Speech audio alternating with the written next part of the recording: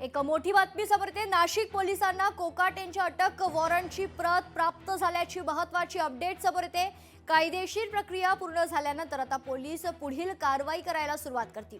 कोकाटे यांनी देखील मुंबई उच्च न्यायालयात दाखल केली खरं तर जी याचिका आहे ती दाखल केली आणि शुक्रवारी या याचिकेवर कोकाटे यांच्या याचिकेवर सुनावणी होणार असल्याची माहिती।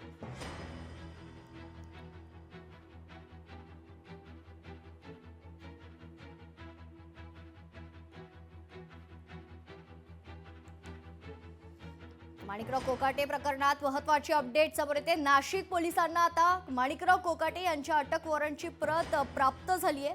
कायदेशीर प्रक्रिया पूर्ण झाल्यानंतर आता पोलीस पुढील कारवाईला सुरुवात करतील। कोकाटे यांनी देखील मुंबई उच्च न्यायालयात याचिका दाखल केली आणि त्यांनी दाखल केलेल्या याचिकेवर शुक्रवारी सुनावणी होणार असल्याची माहिती।